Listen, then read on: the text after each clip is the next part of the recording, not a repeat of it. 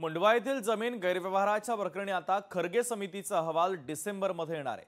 6 डिसेंबरच्या आधी हा अहवाल सादर होणार आहे, तर अशी माहिती आता मिळते। 1 महिन्याची मुदत या समितीला देण्यात आलेली होती।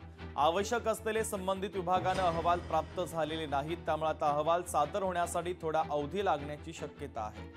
मुंडवा येथील जमीन गैरव्यवहाराच्या प्रकरणासंदर्भातली महत्त्वाची अपडेट आपण पाहतोय। खर्गे समितीचा अहवाल डिसेंबरमध्ये येणार आहे।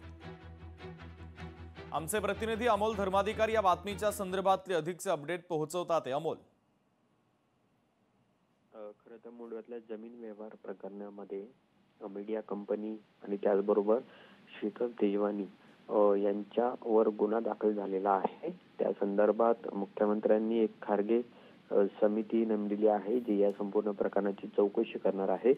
पण याच्यामध्ये आपण पाहिलं की शीतल तेजवानी यांनी अजून खारगे समितीच्या चौकशी समितीसमोर उपस्थिती लावलेली नाहीये, त्यांची बाजू तिथं मांडण्यात आलेली नाहीये। दुसरीकडे दिग्विजय पाटील जे मीडिया कंपनीचे संचालक आहेत, त्यांच्या वकिलांकडून त्यांनी काल बाजू तिथं मांडलेली आहे। त्याच्यामुळे हा सगळा अहवाल मुख्यमंत्र्यांना देण्यासाठी काही कालावधी आहे तो लागणार आहे, उशीर होणार आहे आणि त्यामुळे येत्या 6 डिसेंबरच्या आधी हा अहवाल राज्य सरकारला दिला जाईल अशी माहिती समोर आलेली आहे।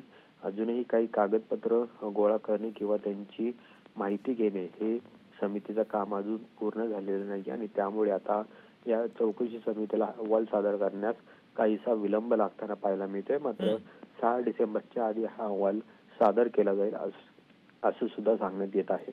अगदी अमोल, अत्यंत महत्त्वाचे अपडेट या बातमीच्या संदर्भातले पोहोचवलेले आहेत। तुर्तास धन्यवाद।